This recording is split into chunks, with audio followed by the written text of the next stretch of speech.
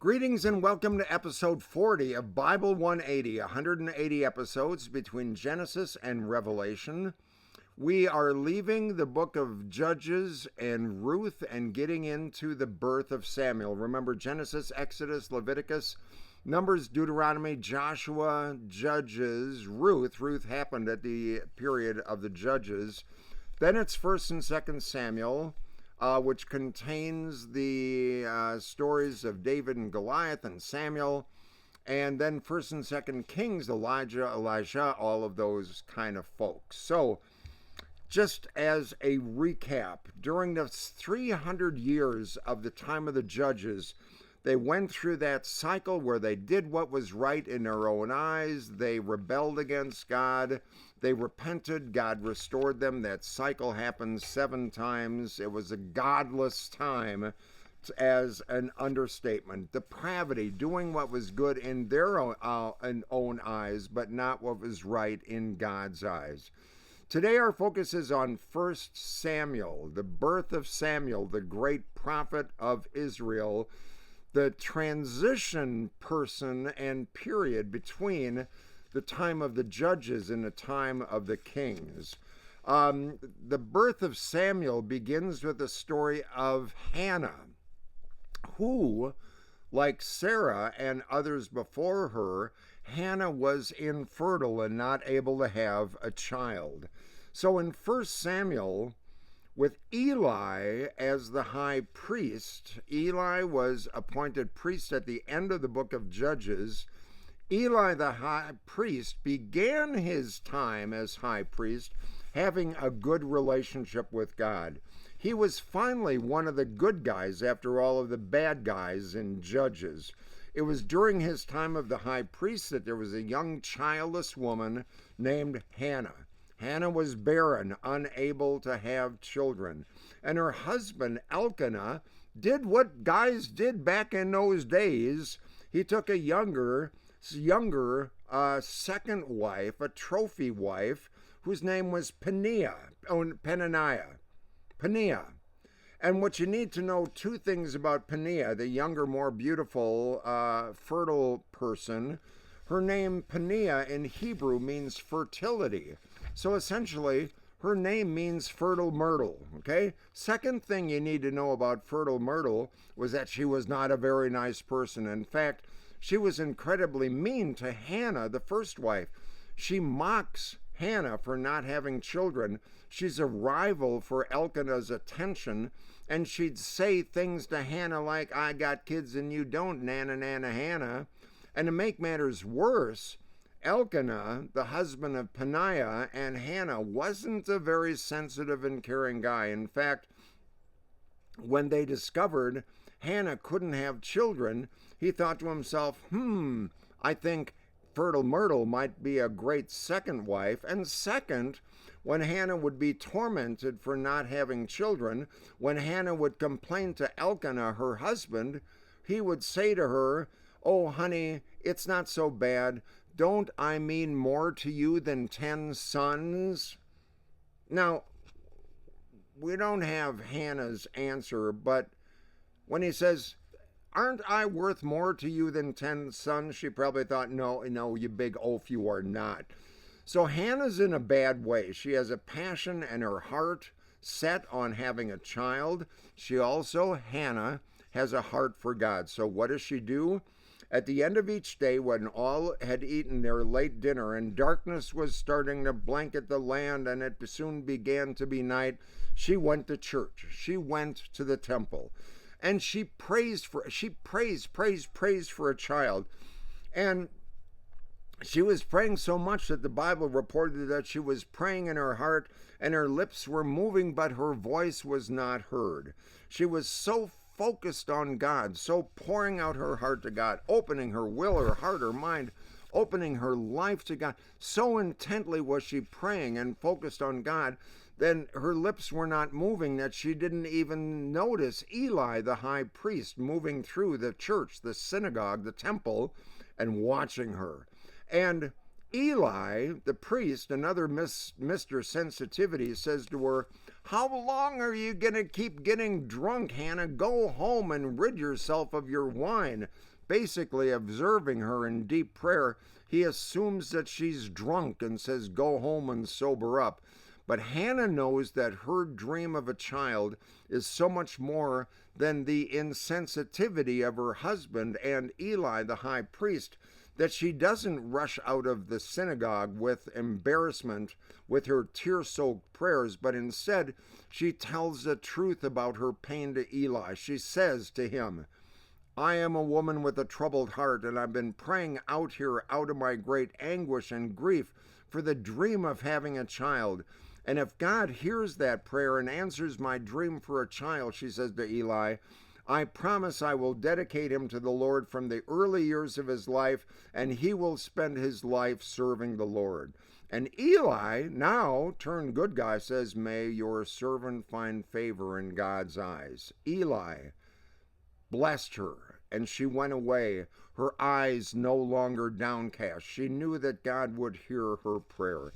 Samuel the prophet was a child eventually born to Hannah. Hannah was Samuel's mother, and true to her word, Hannah brought him to the temple under Eli. That's where Samuel grew up, serving in the temple under Eli, who at that time was one of God's good guys. Eventually, Samuel would become the last of the judges, really the first of the prophets.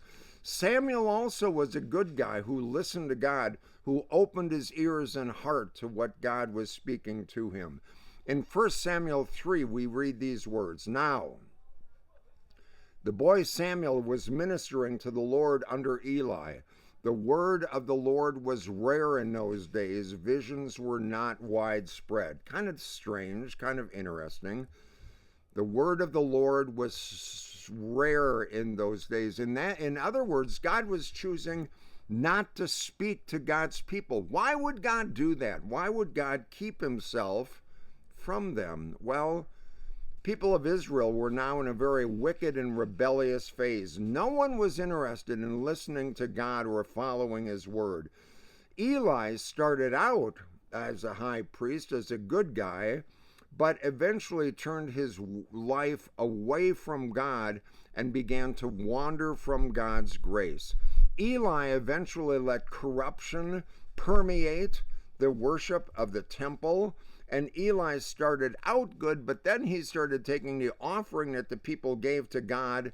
He started living an impure, immoral life, and as a result, being a public figure, but being two-faced about what he said and what he did, the people started doing the same thing. They said one thing and did another. They turned against God and did not honor God. They were too busy breaking God's commandments, and the last thing they had in mind was listening to a prophet like Samuel would become and what Samuel would tell them about following God. So, here's what happens next. At that time, Eli, whose eyesight had begun to grow dim so he couldn't see, was lying down in his room. The lamp of God had not yet gone out, and Samuel was lying down in the temple of the Lord where the ark of God was. Now let's unpack that.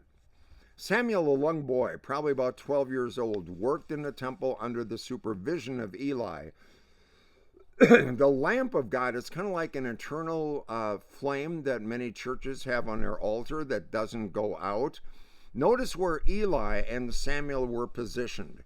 Eli is lying down in his room, away from the temple, away from the presence of God, away from the Ark of the Covenant, which contained the Ten Commandments and in their minds represented the very presence of God. That's where Eli was, away from all of that. Samuel was lying in the temple near the lamp of God, near where they thought was the presence of God, in a place where he could hear the word of God speaking. So 3 times the audible voice of God comes to Samuel and says, Samuel, Samuel.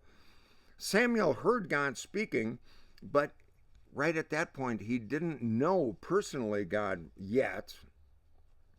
So he runs over to Eli's room and says, "Dude, what do you want?"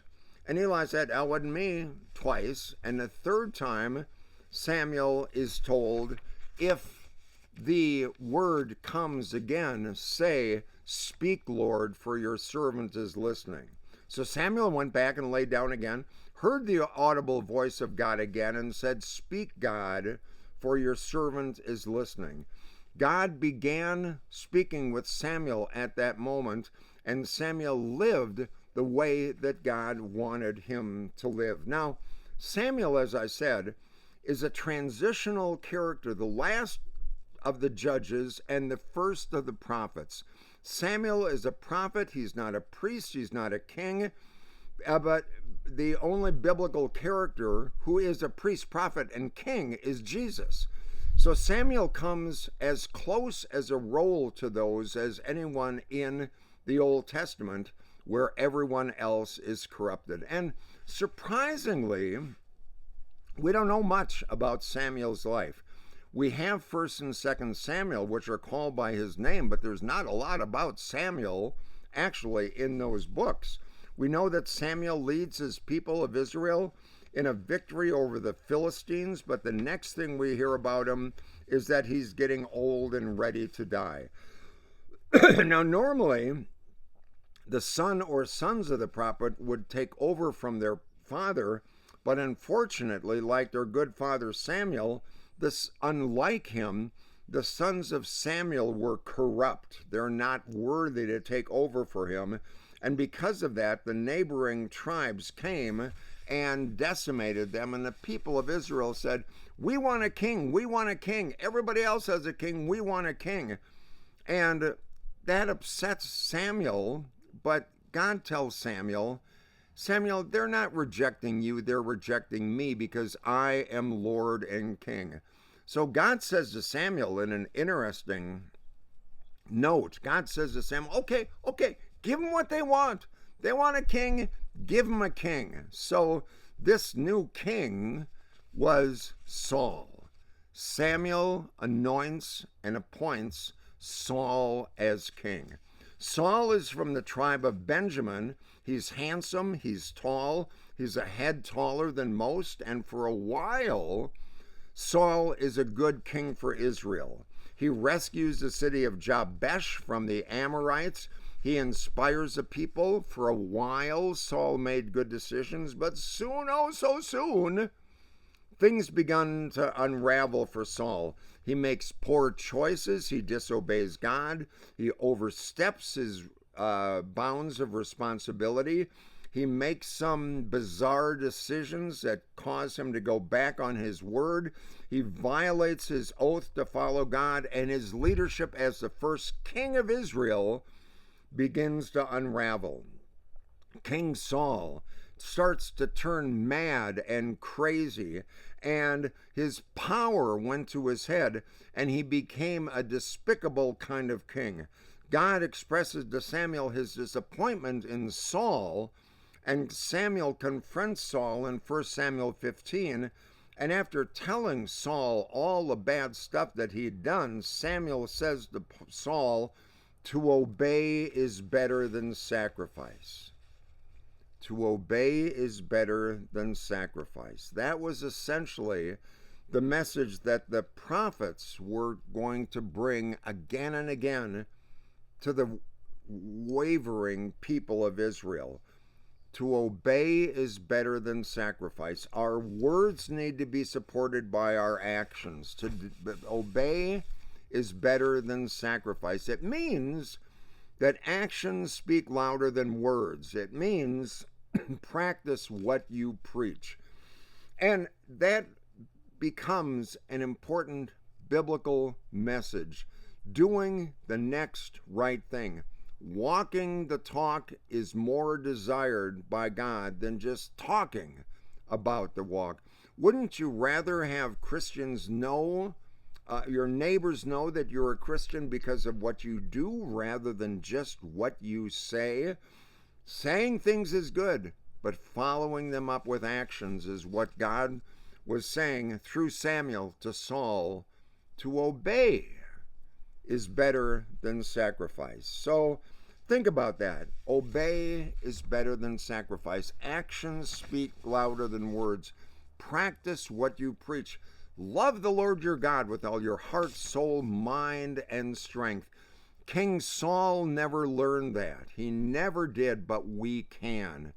We can learn from Saul's bad example. To obey is better than sacrifice. Practice what you preach. Don't only talk the talk, walk the walk. And then you can talk about the way that you walk with God.